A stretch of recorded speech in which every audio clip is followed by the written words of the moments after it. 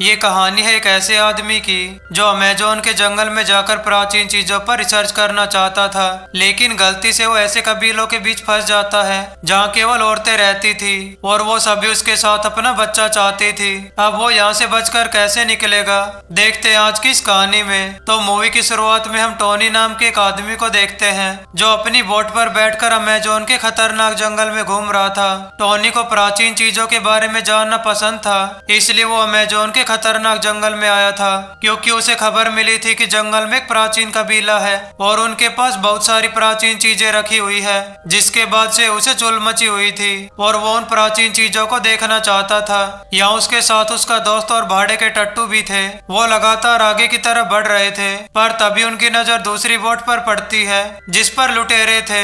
लुटेरे टोनी की बोट को रोककर उस पर हमला कर देते हैं। यहाँ टोनी और उसके साथी डटकर लुटेरों का सामना करते हैं, लेकिन लुटेरों की संख्या ज्यादा थी, इसलिए टोनी की टीम ज्यादा देर तक उनका सामना नहीं कर पाती और टोनी के सभी साथी मारे जाते हैं। वहीं टोनी और टिल्लू वहां से भाग जाते हैं और जंगल में छुप जाते हैं, लेकिन अब उन दोनों को नहीं पता था कि वो कहां पर है। उन्हें मदद चाहिए थी, इसलिए वो आगे चलने लगते हैं, लेकिन थोड़ी दूर चलने के बाद टोनी की हालत खराब हो जाती है और वो बेहोश होकर नीचे गिर जाता है क्योंकि उसे जहरीले सांप ने काट लिया था। लेकिन टिल्लू उसे देख लेता है, जिसके बाद वो जल्दी से जड़ी बूटियां लेकर आता है और टोनी को खिलाता है ताकि उसकी जान बच सके।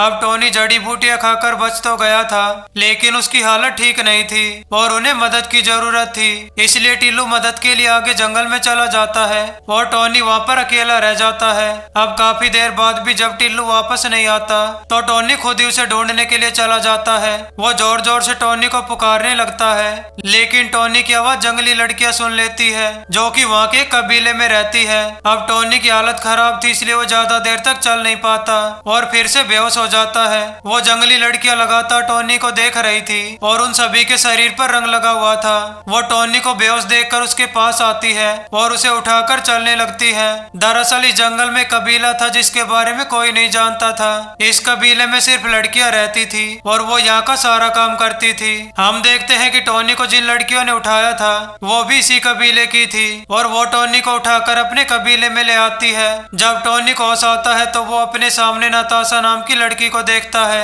जो उसे दवा पिलाना चाहती थी और टोनी उसके कहने पर वो दवा पी लेता है। फिर वो खड़ा होकर आसपास देखने लगता है और नताशा से उसका नाम पूछता है। वो उसे अपना नाम नताशा बताती है, साथ ही वो उसे ये भी बताती है कि वो 3 साल पहले जंगल में घूमने के लिए आई थी, लेकिन एक दुर्घटना की वजह से वो इन कबीलों की लड़कियों के हाथ लग गई, जिसके बाद उन लड़कियों ने इसे अपने कबीले में शामिल कर लिया। अब वो दोनों बातें कर ही रहे थे कि तभी कुछ लड़कियां आकर वह टब रख देती है। इससे पहले टोनी कुछ समझ पाता, वो लड़कियां टब में पानी भरने लगती है, लेकिन टोनी को अभी भी कुछ समझ नहीं आ रहा था। तभी वो सारी लड़कियां मिलकर टोनी के कपड़े उतारने लगती हैं। वो उसके सारे कपड़े उतारना चाहती थी, लेकिन टोनी किसी तरह उन्हें रोक लेता है, जिसके बाद वो टोनी को ऐसे टब में गिरा देती है और उसे नहलाने लगती है। तभी टोनी की आवाज सुनकर बाकी लड़कियां भी वहां जाती है और वो सभी टोनी को देखकर हंसने लगती हैं। वही टोनी को उन पर गुस्सा आ रहा था, लेकिन वो बेचारा कुछ नहीं कर सकता था। दरअसल वो लड़कियां टोनी के साथ मजदूरी करना चाहती थी,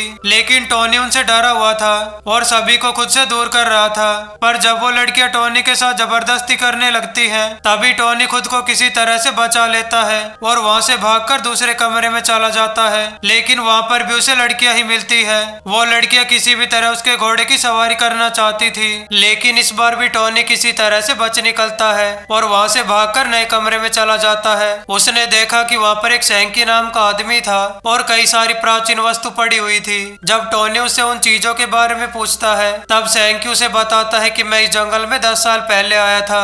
दरअसल मैं जंगल में रास्ता भटक गया था और तभी अचानक ही लड़कियों ने मुझे पकड़कर कैद कर लिया। मैंने यहाँ से भागने की बहुत कोशिश की, लेकिन कभी सफल नहीं हो पाया। ये सुनकर टोनी उससे इन प्राचीन चीजों और कबीले के बारे में पूछता है। सैंकी उसे बताता है कि ये सभी चीजें सोने की बनी हुई है और ये इस कबीले में कई हजार सालों से है। जिसके बाद वो टोनी को कबीले के बारे में बताता है। वो कहता है कि इस कबीले में केवल लड़कियां रहती है और वो एक समय पर एक ही आदमी को इस कबीले में रखती है, क्योंकि इस कबीले का मानना था कि एक समय पर 2 या 2 से अधिक आदमी इस कबीले में रहे तो ये कबीला श्रापित हो जाएगा।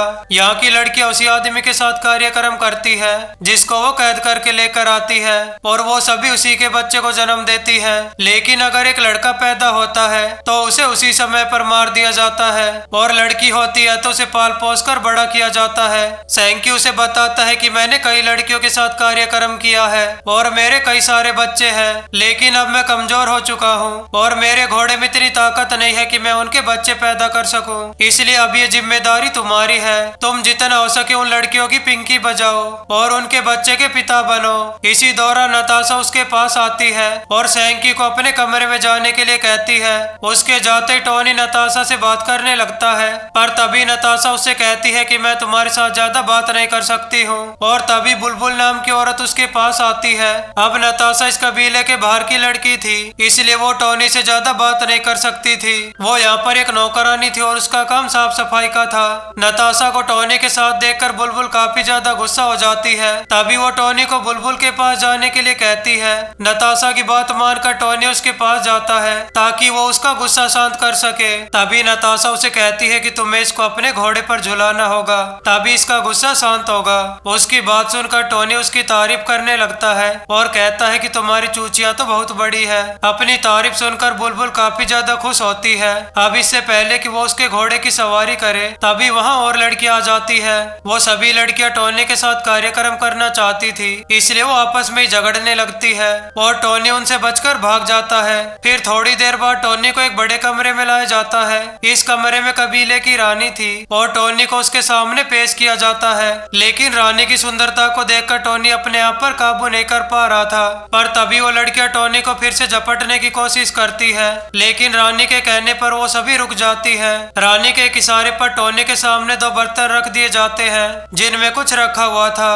तभी एक औरत आकर उन बर्तनों में आग लगा देती है, जिससे वहाँ धुआं उठने लगता है। हम देखते हैं कि उन बर्तनों में नशा था और उस धुएं की वजह से टोनी को नशा हो गया था, जिसके चलते उसे सभी लड़कियां सुंदर लगने लगी थी। लेकिन टोनी को सबसे सुंदर रानी ही लग रही थी। रानी भी उसके इरादे देखकर समझ जाती है कि वो उसकी पिंकी बजाना चाहता है। जिसके बाद रानी उसके पास आती है तो दोनों घोड़ा घोड़ी का खेल खेलने लगते हैं। फिर अगले दिन हम देखते हैं कि कई लोग जंगल की तरफ जा रहे थे और ये सभी टोनी को ढूंढने के लिए आए थे, लेकिन कबीले की लड़कियां इन पर हमला कर देती है। वही नताशा टोनी के पास आकर उसे नींद से जगाती है। वो टोनी से कहती है कि जंगल में कुछ आदमी घुस आए हैं और वो सभी लड़कियां उनसे लड़ने गई हैं और यही सबसे सही मौका है कि हम यहाँ से भाग जाएं। इसलिए वो दोनों कबीले से भागने का फैसला करते हैं। पर जैसे वो दूसरे कमरे में जाते हैं, वहाँ पर उन्हें सैंकी की लाश नजर आती है, जिसे कल रात उन लड़कियों ने मार दिया था। ये देखकर वो दोनों यहाँ से भागने लगते हैं, पर तभी उनके सामने बुलबुल आ जाती है।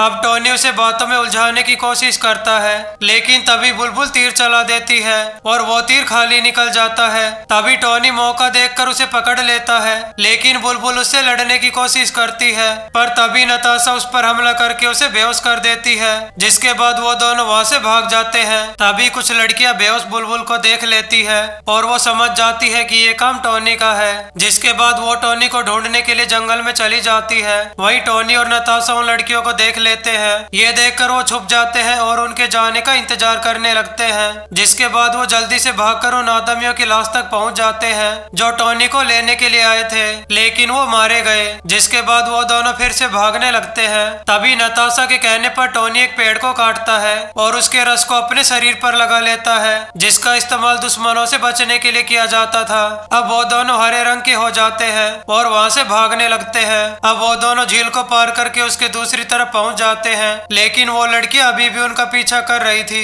तभी उनकी नजर एक टापू पर पड़ती है जो नदी के बीच में तैर रहा था। वो दोनों जल्दी से उस टापू पर आते हैं ताकि वो उन लड़कियों से दूर जा सके। यहाँ आते ही उन्हें एक प्लेन की आवाज सुनाई देती है जो उनके ऊपर ही घूम रहा था। इस प्लेन में टिल्लू था और वो टोनी को ढूंढ रहा था। दरअसल टिल्लू जब मदद लेने के लिए गया था तो वो रास्ता भटक गया था। कहानी के अंत में टिल्लू टोनी और नताशा को बचा लेता है, जिसके बाद टोनी और नताशा शादी कर लेते हैं और इसी के साथ ये मूवी यहीं पर खत्म हो जाती है।